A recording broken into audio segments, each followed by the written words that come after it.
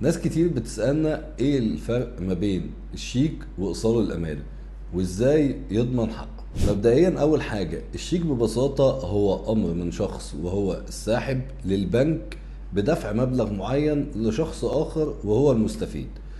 الشيك هنا يعتبر سند قابل للتداول، يعني المستفيد يقدر يودعه في حسابه او يديه لشخص اخر يصرفه. ايه الحاجات المهمة اللي لازم نعرفها عن الشيك؟ ان الشيك بيكون ليه مواعيد استحقاق محددة، ولازم في ميعاد استحقاق الشيك لازم يكون برضه فيه رصيد كافي. اول حاجة حضرتك لو انت اللي هتصرف الشيك، لازم في المواعيد المحددة ديت ان الشيك ما يعديش على ميعاده 6 شهور، لان البنك ممكن يرفض يصرف لك الشيك.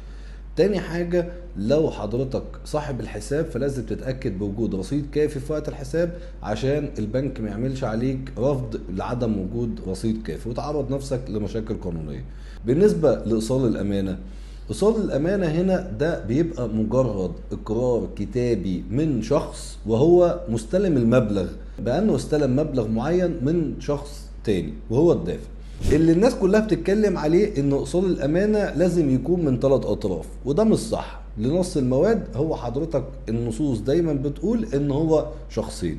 الايصال هنا بيثبت ايه؟ بيثبت وقعة الدفع، لكن قيمته القانونيه في اثبات الحق بتكون اقل قوه من الشيك في بعض الحالات، خاصه لو حصل نزاع فيما بعد.